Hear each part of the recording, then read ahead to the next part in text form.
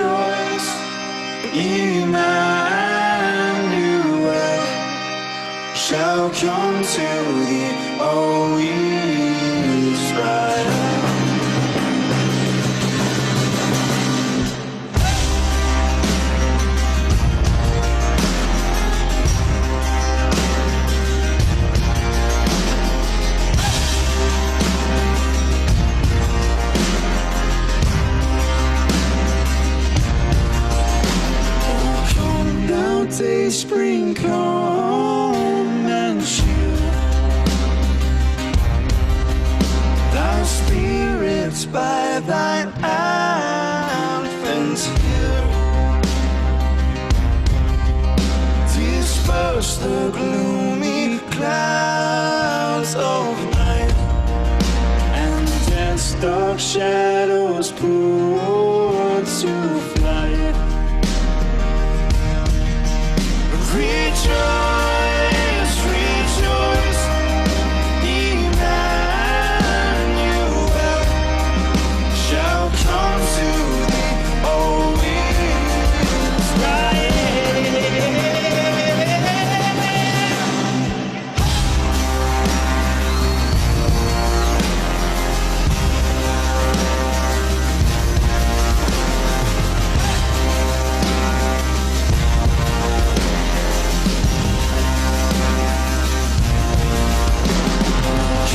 Thou Key of David, come and open wide thy heavenly home. Make safe the way that leads on high, and close the path to misery. Would you stand with us and sing this chorus? Rejoice. Rejoice. Rejoice. Emmanuel shall come to thee, O Israel. Sing it again. Rejoice. Rejoice. Emmanuel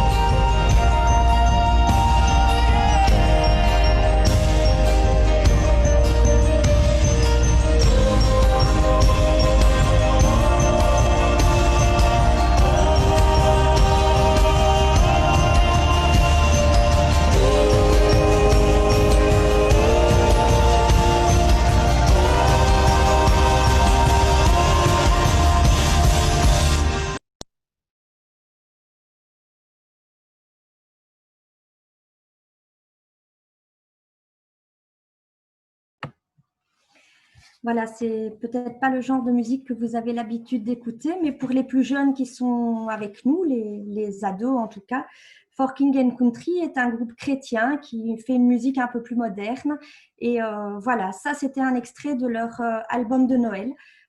Donc comme vous l'avez compris, hein, il y avait un petit Christmas en dessous pour ceux qui ont quelques notions d'anglais.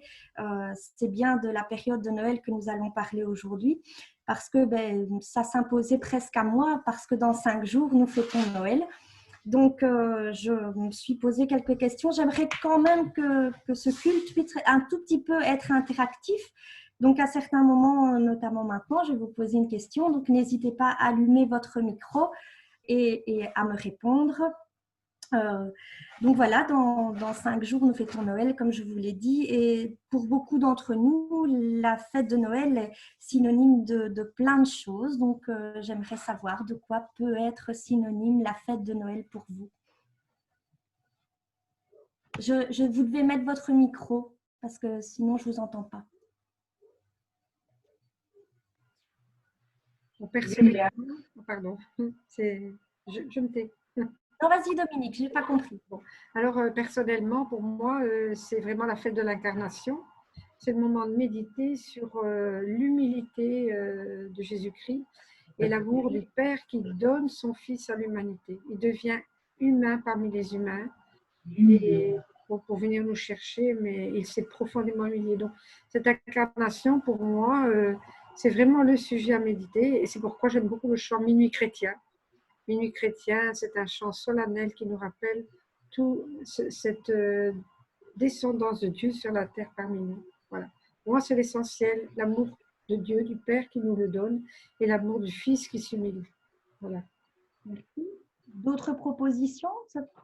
Voilà, ça peut être des courtes réponses, il n'y a pas de mauvais. Pour moi, c'est la lumière. Ok, merci Jackie. Ce qui me plaît dans cette période de l'année, c'est vraiment des moments chaleureux où on peut se retrouver spécifiquement avec des personnes de la famille ou même d'autres personnes. Okay. D'autres idées peut-être?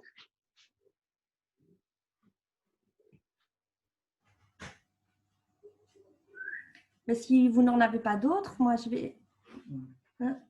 Donc si vous n'en avez pas d'autres, je vais inviter Christophe à afficher mon PowerPoint et à le partager.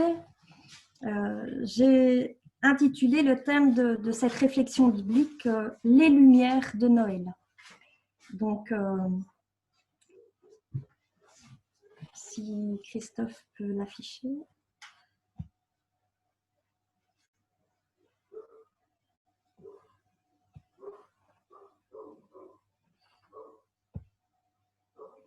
Alors, avant d'aller plus loin, quelqu'un qui est tout discret mais qui est là et qui, je l'ai entendu de très loin parce que c'est de l'autre côté de la frontière, a dit que Noël, c'était aussi chouette parce qu'on recevait des cadeaux. Et c'est vrai, c'est une très bonne réponse. Noël, c'est aussi le moment où on reçoit des cadeaux. Et donc, j'ai essayé de réfléchir un peu sans savoir si vous alliez me donner des réponses. Donc, je me suis dit que peut-être pour beaucoup d'entre nous, beaucoup de personnes de manière plus générale, Noël était synonyme de bon repas, de rassemblement en famille peut-être, de cadeaux, comme Mathéo nous l'a gentiment suggéré. Mais pour nous chrétiens, Noël, c'est peut-être autre chose. Et d'autres diront encore, au-delà de nous qui sommes chrétiens, que Noël, c'est le Père Noël qui amène les cadeaux. Voilà. Mais nous, chrétiens, nous avons une approche un peu différente. Et comme Dominique l'a si bien souligné, Noël, pour nous, c'est avant tout la venue de Christ, la venue de Jésus. Alors, voilà, certains diront que Noël, c'est l'anniversaire de la naissance de Jésus. On n'est pas si loin que ça, parce que qui dit anniversaire, normalement, dit bon repas, cadeaux, rassemblements familiaux et même un beau gâteau en général qui vient terminer le repas. Et donc, voilà, on n'est pas si loin que ça de toutes ces réflexions. Mais je me suis attardée sur quelque chose qui m'interpelle, moi, à la période de Noël. Je me rends compte à la période de Noël que tout le monde s'affaire à vouloir à tout prix illuminer cette période. Alors, c'est vrai que la période de Noël arrive dans une période où le temps est plus sombre, en tout cas dans notre partie du monde, où les jours sont plus courts, la luminosité descend. Alors, peut-être est-ce pour ça que les gens veulent à tout prix illuminer leur quotidien en période de Noël.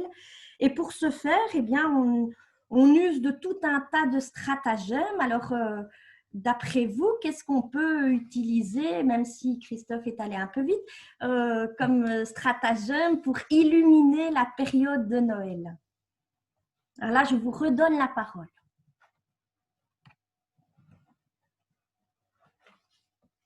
Mais il faut mettre votre micro, sinon je ne vous entends pas.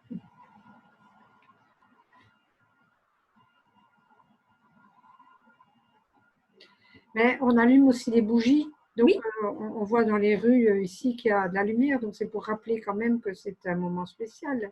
Oui. Et on allume aussi des bougies. Et ça peut représenter, parce qu'il faut toujours traduire spirituellement, la chaleur et la lumière. Jésus a dit, je suis la lumière. Oui. Je vous demande juste à l'aide de quoi on peut illuminer Noël, la période de Noël. Même chose, ça peut être des réponses très courtes, très simples. Voilà, qu'est-ce que vous faites, vous, pour apporter de la lumière dans vos maisons à Noël? Un petit sapin, des guirlandes, Oui. des petites lumières, oui. Oui, c'est bien. Mais quand je viens avec... D'autres idées? Non? Alors, même chose, j'ai fait ce travail, je me suis mis à votre place un petit peu et à la place de tout un chacun et je me suis dit, ben, qu'est-ce qui peut illuminer Noël? Donc, Christophe nous a déjà montré la première réponse, ben, c'est des guirlandes. Il y a les illuminations que l'on va voir dans les rues parce que toutes nos rues s'illuminent tout à coup. Puis, on va, comme Dominique l'a dit, allumer des bougies. Et puis, on peut aussi mettre une bûche dans le feu pour qu'il scintille, pour qu'il nous réchauffe. On va faire aussi la décoration du sapin. Et puis, on va voir des étoiles. On va peut-être s'intéresser un peu plus à celles qui brillent aussi dans le ciel. Alors, une grande partie de l'humanité semble tout à coup vouloir à cette période rechercher une forme de lumière, en effet. Et il n'y a pas d'ailleurs que les chrétiens qui vont s'attarder à cette période des Lumières, parce que les Juifs eux-mêmes, entre la période de novembre et décembre, parce que leur calendrier varie un peu d'année en année, vont avoir ce qu'on appelle la fête de Hanouka, la fête des Lumières. Donc vraiment, l'humanité semble se tourner vers cette lumière et être en tout cas à la recherche de cette lumière. Alors, je me suis posé la question, dans la parole de Dieu, à cette période de Noël, est-ce qu'on nous parle de cette lumière? Est-ce qu'on y trouve une source dans les évangiles? Et là, je vais vous inviter à ouvrir vos Bibles ou à simplement regarder l'écran parce que j'ai projeté les textes que nous allons lire et nous allons lire quelques passages ensemble. Alors, nous allons commencer tout d'abord par Matthieu 2, donc le verset 2, chapitre 1 à 12, et c'est Alexandre qui va nous conduire dans la lecture.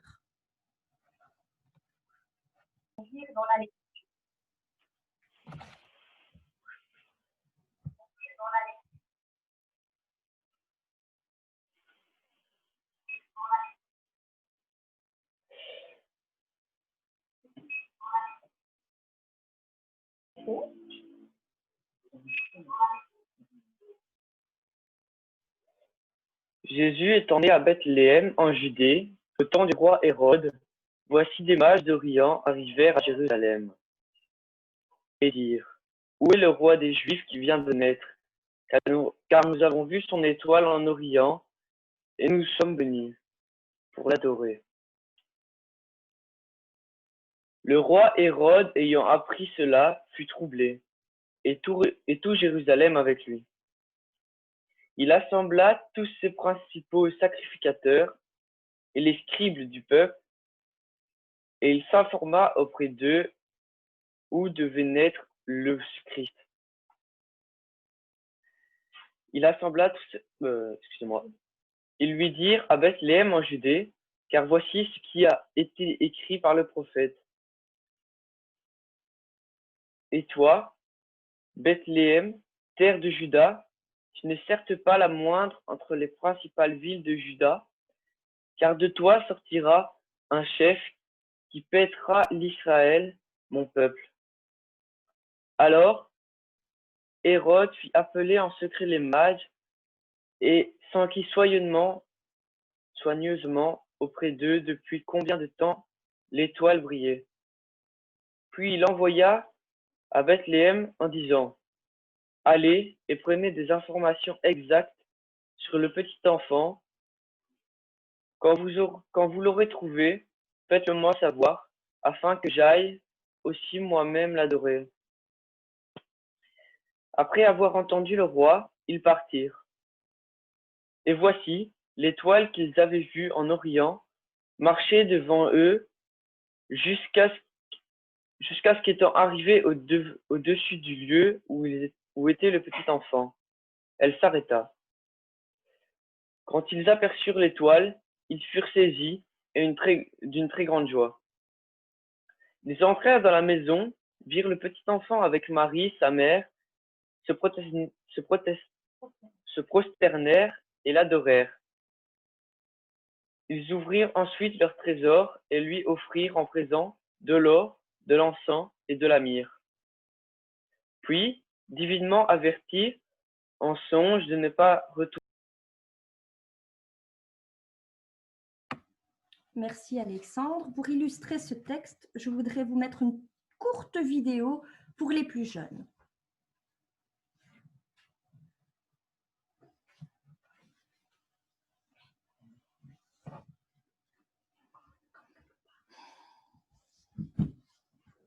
J'ai besoin que ça vienne.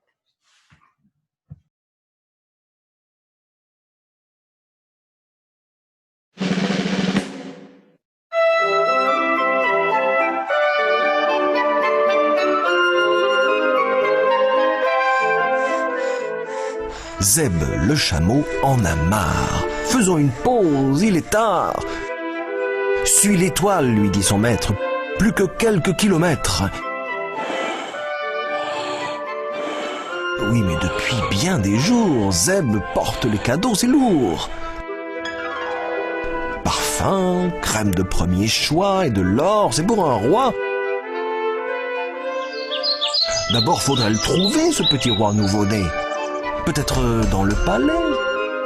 Ce n'est pas là qu'il était. Mais regardez dans le ciel, l'étoile s'arrête, bonne nouvelle.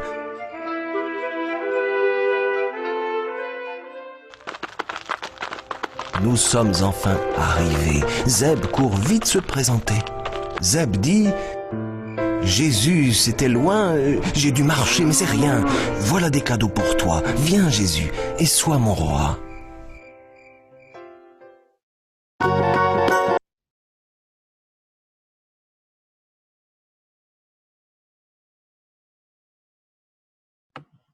Voilà cette petite vidéo qui est fort imagée, mais qui peut faire comprendre à nos plus jeunes le texte plus long que nous venons de lire. Alors, dans ce texte, nous avons un élément qui revient à plusieurs reprises, qui va guider les mages, c'est cette étoile d'Orient. Premier élément lumineux que nous allons rencontrer dans nos textes. Et nous allons prendre un deuxième, le texte de Luc, qui est au chapitre 2, versets 8 à 14, et c'est Geoffrey qui va nous faire la lecture, si la technique le permet. Nous écoutons Geoffrey.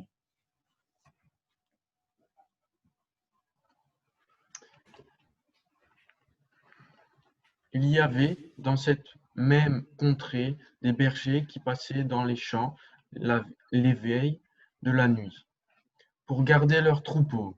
Et voici, un ange du Seigneur leur apparut, et la gloire du Seigneur remplit autour d'eux. Ils furent saisis d'une grande frayeur. Mais l'ange leur dit: Ne craignez point, car je vous annonce une bonne nouvelle, qui sera pour tout le monde le sujet d'une grande joie. C'est aujourd'hui, dans la ville de David, il vous est né un sauveur, qui est le Christ, le Seigneur. Et voici à quel signe vous le reconnaîtrez.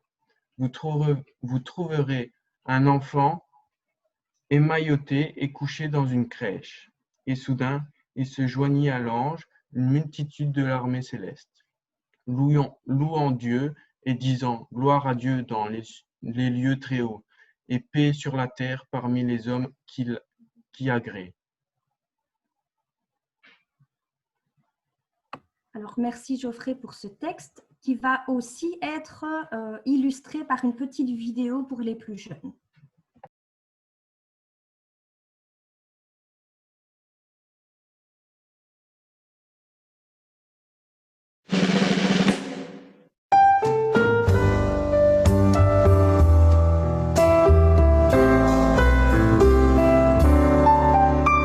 Les bergers sont dans les champs, ils doivent faire passer le temps.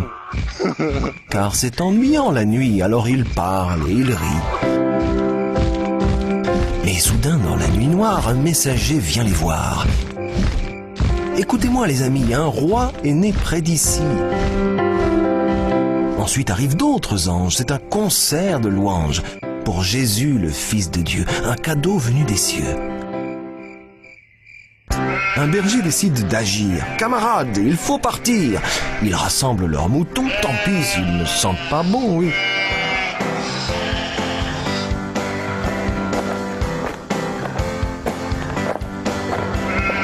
Marie a dû sourire quand elle les a vus venir, mais il voulait voir Jésus et lui dire « Sois le bienvenu ».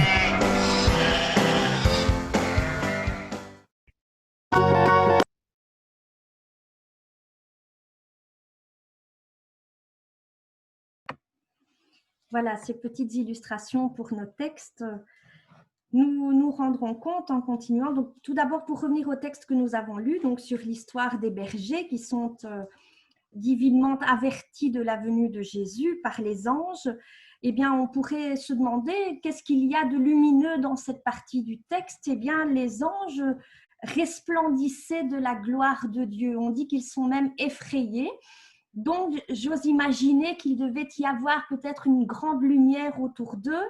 Et j'ai mon imagination qui est un petit peu rassurée parce que je suis allée voir au dictionnaire qu'est-ce qu'on appelle un ange exactement. Et dans le dictionnaire, on nous dit que les anges, qui sont des êtres célestes, quand ils se laissent voir aux hommes, sont transfigurés par une lumière surnaturelle. Alors nous savons de par le texte que nous venons de lire que cette lumière surnaturelle, c'est la gloire de Dieu. Et c'est pour ça d'ailleurs qu'on les appelle les êtres de lumière. Donc, aussi bien dans l'évangile de Matthieu par l'étoile d'Orient que dans l'évangile de Luc, il y a un élément lumineux à cette période de Noël. Alors, l'évangile de Marc, lui, a fait le choix de ne pas parler de la période de la nativité. Il parle directement de la vie de Jésus dans sa mission.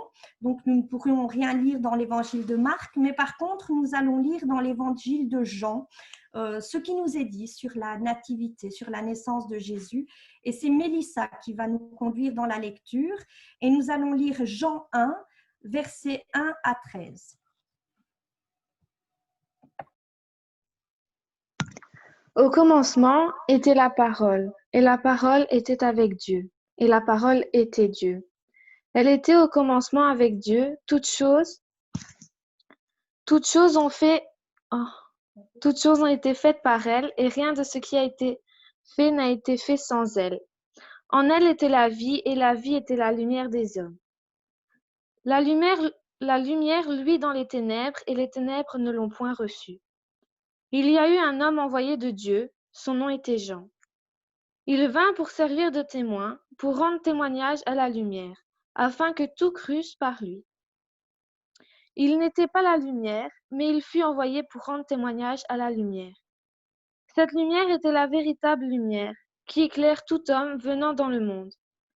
Elle était dans le monde, et le monde a été fait par elle, et le monde ne l'a point connue. Elle est venue chez les siens, et les siens ne l'ont point reçue. Mais à tous ceux que l'on reçut, à ceux qui croient en son nom, elle a donné le pouvoir de devenir enfants de Dieu, lesquels sont nés, non du sang, ni de la volonté de la chair, ni de la volonté de l'homme, mais de Dieu.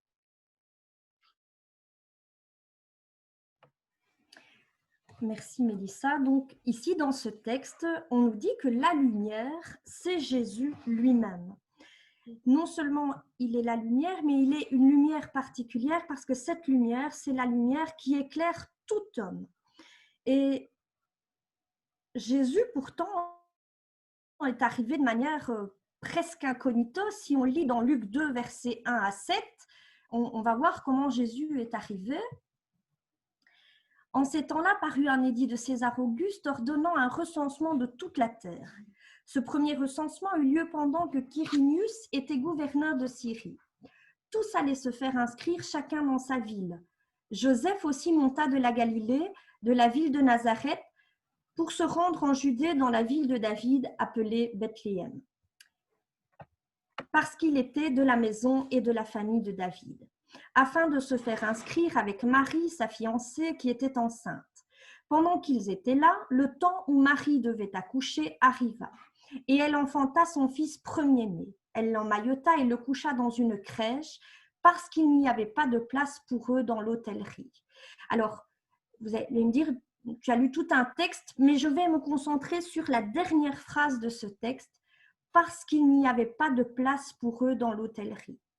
Pourtant, on nous parle de Jésus. Jésus, si on en croit ce qui nous est dit dans les évangiles, il est la lumière du monde, celle qui doit briller sur tous les hommes. Et pourtant, quand il arrive, il n'y a pas de place pour lui dans un lieu digne, on va dire, de quelqu'un de son rang, de quelqu'un qui a une mission importante pour l'humanité. Non, il arrive presque incognito, dans une crèche. Alors la crèche, nous maintenant, quand on voit la crèche, on voit le symbole que l'on met en dessous du sapin, la petite maisonnette avec les animaux. La crèche, c'est vraiment la mangeoire où on mettait à manger aux animaux, et c'est là que Marie va le déposer emmailloté dans la crèche, dans cette mangeoire, parce qu'il n'y a pas de place pour lui ailleurs. Donc Jésus arrive presque inaperçu. Et pourtant, comme on l'a un peu déjà lu, Jésus a un destin un peu particulier. Donc, les bergers sont guidés par les anges. Donc, dans Luc 2, 8 à 20, il nous est bien dit que les bergers, ont vu un ange, qu'après, il y a eu plusieurs anges qui se sont mis à louer. Donc, voilà, ça n'arrive pas. Moi, mes parents sont présents. Je ne pense pas qu'à ma naissance, une série d'anges soit venue annoncer ma naissance de cette manière. Je suis aussi peut-être passée un peu plus incognito. Mais Jésus, lui, a cette particularité. Voilà, il y a des témoins qui sont venus pour sa naissance. Et le premier texte que nous avions lu, avec notre petit chameau là qui en avait gros le dos de se balader et de suivre son étoile, les mages, eux, dans Matthieu 2, versets 1 à 12, ont été guidés par l'étoile. Une étoile qui, selon ce qu'on en croit, les mages étaient des scientifiques, des personnes de savoir pour l'époque. Et c'était des personnes à qui on se référençait quand il y avait quelque chose d'important qui se produisait. C'est d'ailleurs ce qui a fait peur au roi Hérode, quand ils sont venus le voir en lui disant voilà, il y a un roi qui est né quelque part, l'étoile nous a avertis, il y a un roi qui est né. Donc les mages attestent, eux, de la royauté de Jésus, de ce destin en fait particulier qui sera le sien, malgré sa venue au monde de manière presque incognito. On nous dira même dans le texte que nous avons lu, vous pouvez reprendre le texte un peu plus tard si vous le désirez, mais dans le texte, on nous dit même que les mages se prosternent et l'adorent. Donc, ils ne font pas que constater sa naissance, non, ils se prosternent et ils l'adorent. Donc, ils reconnaissent réellement que c'est un enfant différent avec une destinée particulière. Ils vont même aller jusqu'à lui offrir des cadeaux. Et ces cadeaux ne sont pas n'importe quel cadeau.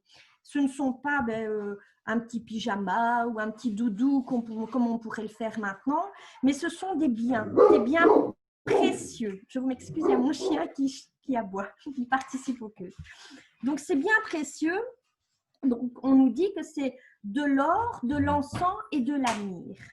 Eh bien, la myrrhe était un des principaux composants d'une huile d'onction sainte que les Hébreux utilisaient. Ce n'était pas n'importe quoi. elle faisait aussi partie de ce qu'on utilisait pour l'embaumement. Donc, les mages qui offrent de la myrrhe précisent en fait que l'offrande qui est donnée est une offrande en perspective de la souffrance qui sera celle de Jésus. Donc, il y a cette signification dans la myrrhe. L'or, en fait, quand on offrait de l'or, c'est parce qu'il y avait un destin royal. Donc, on reconnaît que Jésus est le roi. Et en tout cas, le roi, ici, on pensait le roi des Juifs, mais il sera en fait le roi des rois, le Fils de Dieu, donc bien au-delà d'une royauté terrestre. Et alors, l'encens qui est le synonyme de la divinité. Donc, on reconnaît ici qu'il est divin, que ce n'est pas simplement un simple enfant qui est né. Donc, des cadeaux particuliers pour une personne particulière. Donc, Jésus, lumière du monde, qui doit éclairer tout homme. Et je me suis posé la question, mais je me suis mise un peu à la place de quelqu'un à qui nous aurions pu rendre ce témoignage et parler de cette histoire de la nativité. Et il aurait pu me poser comme question, mais d'accord, Jésus, lumière du monde, qui doit briller sur tout homme, mais comment peut-il briller sur tout homme alors qu'il n'est plus sur terre? Eh bien, pour répondre à cette question, je vous invite à lire Jean 1, versets 6 à 7. Donc, le texte va s'afficher. Il y eut un homme envoyé de Dieu, son nom était Jean. Il vint pour servir de témoin, pour rendre témoignage à la lumière, afin que tous crussent par lui. Il n'était pas la lumière, mais il parut pour rendre témoignage à la lumière. Et nous allons directement lire Matthieu 5, 14 à 16. Vous êtes la lumière du monde. Une ville située sur une montagne ne peut être cachée. Et on n'allume pas une lampe pour la mettre sous le boisseau, mais on la met sur le chandelier et elle éclaire tous ceux qui sont dans la maison. Que votre lumière luise ainsi devant les hommes, afin qu'ils voient vos bonnes œuvres et qu'ils glorifient votre Père qui est dans les cieux. Jean-Baptiste était le témoin de la lumière. Il n'était pas lui-même la lumière, mais il était le témoin. Donc, il rayonnait déjà un peu de la lumière de Jésus sur terre. Jésus dit à ses disciples, « Vous êtes la lumière du monde. » Donc, si on relit Jean 1, verset 12, nous pouvons souligner des notions importantes dans ce texte. Mais à tous ceux qui l'ont reçu, et on parle bien de la lumière de Jésus, tous ceux qui l'ont reçu et à ceux qui croient en son nom, elle a donné le pouvoir de devenir enfants de Dieu, lesquels sont nés non du sang ni de la volonté de la chair, ni de la volonté de l'homme, mais de Dieu. Si nous recevons la lumière de Jésus et si nous croyons en son nom, si nous croyons en Jésus, nous sommes nous-mêmes enfants de Dieu. Cela signifie quoi? Cela signifie que nous sommes au même rang que Jésus, parce que si nous sommes enfants de Dieu, nous pouvons rayonner comme lui l'a fait en étant sur terre. Nous pouvons alors, nous aussi, être la lumière du monde.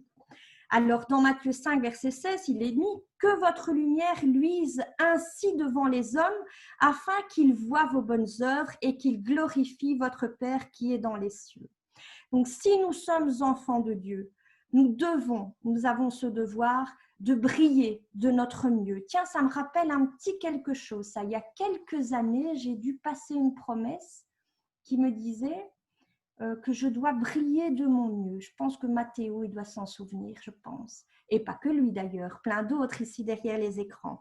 Eh bien, déjà quand nous étions tisons, le Seigneur nous appelait à devenir ses enfants, à recevoir sa lumière et à briller de notre mieux. Alors, ce n'est pas quelque chose qui est réservé aux plus anciens, ce n'est pas quelque chose réservé à ceux qui ont la connaissance biblique. Le Seigneur nous demande, quel que soit notre âge, de recevoir sa lumière et de briller de notre mieux, de resplendir son amour, sa joie, cette volonté qu'il a de faire de nous des êtres heureux et de le communiquer aux autres. Alors, si nous sommes les lumières de Noël, parce que je pense que c'est un peu ça, nous sommes les lumières de Noël, ces personnes qui pouvons apporter quelque chose de différent aux autres. Alors, je pense que nous pouvons, dans ces temps sombres et difficiles, Christophe, tu peux passer la vidéo, s'il te plaît? Merci. Si nous sommes les lumières du monde, en ces temps troublés, apportons au monde la lumière de Christ qui est venu chercher et sauver ceux qui sont perdus. Parce que c'est ce que le Seigneur nous dit dans sa parole, dans Luc 19, verset 10, la mission de Jésus qui devait être la lumière qui allait briller sur tous les hommes, c'était de venir chercher et sauver ceux qui sont perdus. Alors, si à ce même titre nous sommes enfants de Dieu, si à ce même titre nous avons reçu la lumière du Seigneur sur nous, alors à ce même titre nous devons aussi chercher à sauver ceux qui sont perdus en faisant briller la lumière du Seigneur sur ceux que nous allons rencontrer, ceux à qui nous allons témoigner. En ces temps troublés, nous pouvons aussi apporter au monde de l'espoir d'une vie meilleure, éternelle, en la présence de notre Dieu, sans souffrance, sans maladie. C'est l'Apocalypse 21, verset 4 qui nous le dit. Il n'y aura plus ni larmes, ni la mort ne sera plus. Donc c'est vraiment une espérance, un espoir merveilleux, surtout en ces temps difficiles que nous vivons, où parfois nous voyons partir des êtres chers, nous ne comprenons pas toujours pourquoi le Seigneur permet ces choses, mais nous savons que nous sommes des pèlerins sur cette terre, que le Seigneur, il a autre chose pour nous de bien meilleur, et c'est cet espoir que nous devons apporter au monde. Et en ces temps troublés, nous devons aussi apporter au monde cette certitude que nous ne sommes pas seuls, parce que le Seigneur nous l'a dit dans Matthieu 28, verset 20, « Je suis avec vous, dit Jésus, jusqu'à la fin des temps. Je suis avec vous tous les jours, pas seulement une fois, pas seulement quand tu en as besoin, tous les jours le Seigneur est à nos côtés. » Donc, vraiment, si nous sommes les lumières de Noël, je pense que nous avons du pain sur la planche, nous devons briller de notre mieux, dès les tisons, les explos et les plus âgés, parce que je pense sincèrement que le Seigneur nous rappelle aujourd'hui que les lumières de Noël, c'est nous. Et que si l'humanité recherche à tout prix ces lumières, si notre humanité veut à tout prix s'accrocher parfois à ce personnage, vous savez, ce Père Noël, moi j'ai réfléchi un peu sur cette notion du Père Noël, ce bon vieux monsieur qui a l'air plein de sagesse avec cette barbe blanche et qui arrive les mains couvertes de cadeaux. Quelque part, n'est-ce pas notre Dieu? Ne nous a-t-il pas fait le plus beau des cadeaux de nous donner son Fils, de faire briller sur nous sa lumière, de nous permettre d'avoir accès à la vie éternelle et surtout de nous permettre de vivre mieux avec lui aujourd'hui? Alors vraiment, je pense que nous devons rayonner comme le Seigneur a rayonné pour nous. Si nous sommes convaincus que le Seigneur nous a fait un merveilleux cadeau, nous devons aussi partager ce merveilleux cadeau avec les autres et briller de notre mieux.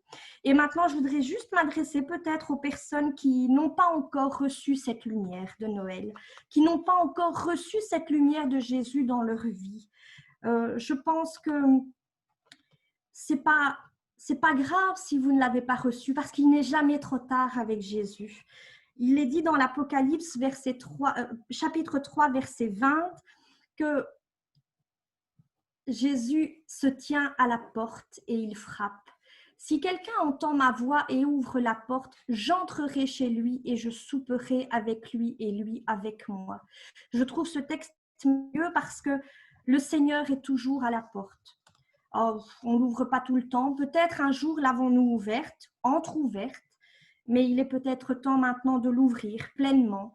Et le soir de Noël, quand nous partagerons notre repas à notre table bien dressée, peut-être pourrons-nous faire comme les Juifs font parfois, nous dresserons une table supplémentaire, une assiette supplémentaire, parce que nous savons que le Seigneur viendra souper avec nous, qu'il s'invitera à notre table. Alors que le soir de Noël, nous puissions repenser à toutes ces choses et que peut-être nous puissions faire le choix de lui ouvrir la porte et qu'il puisse enfin venir partager ce temps convivial du repas avec nous pour juste être là dans nos vies. Alors, vraiment, j'espère que le Seigneur va faire briller toute sa lumière sur vous en ces temps de Noël et que vous pourrez rayonner autour de vous tout son amour. Que le Seigneur vous bénisse et qu'il vous garde pour ce jour de sabbat et ces temps bénis de Noël. Je voudrais juste, pour clore cette réflexion biblique, vous passer un chant justement qui dit « Fais briller une étoile ».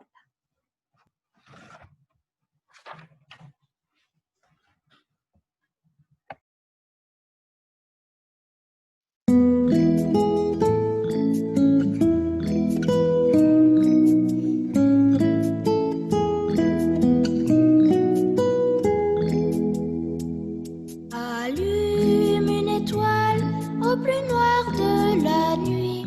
Allume une étoile aujourd'hui. Allume une étoile au plus noir de la nuit. Allume une étoile aujourd'hui. Une étoile d'amour pour les enfants blessés. Une étoile d'amour pour tous les opprimés. Allume une étoile au plus noir de la nuit. Allume une étoile aujourd'hui. Allume une étoile au plus noir de la nuit. Allume une étoile aujourd'hui. Une étoile en lumière dans la nuit des prisons. Une étoile en lumière au cœur de nos maisons. Allume une étoile au plus noir de la nuit. Allume une étoile aujourd'hui. Allume une étoile au plus noir de la nuit. Allume une étoile aujourd'hui. Une étoile de paix sur les pays en guerre. Une étoile de paix sur l'homme et sur la terre.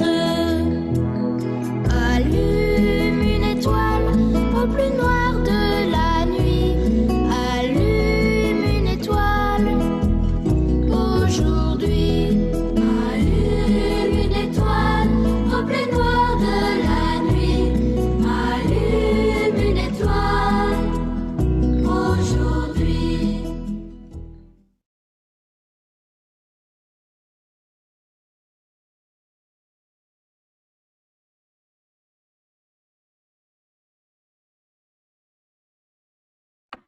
Prions ensemble.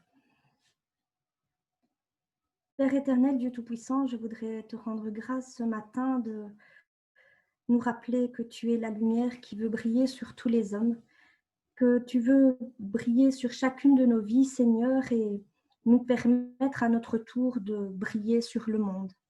Père éternel, en ce temps de Noël où chacun recherche cette lumière, chacun s'entoure de toutes ces guirlandes, de tout ce qui vient illuminer son quotidien, qu'il puisse, Seigneur, par ta grâce et par notre travail pour toi, vraiment te rencontrer, Seigneur, que tu puisses vraiment rayonner sur le monde et que tu puisses être leur sauveur et leur Seigneur. Nous voulons te demander ce matin, Seigneur, ta bénédiction pour que tu puisses nous permettre de continuer cette journée sous ton regard, que tu puisses, Seigneur, nous protéger de ce virus qui nous entoure et que surtout, dans toute chose, Seigneur, ta volonté soit faite. Dans le nom de Jésus. Amen.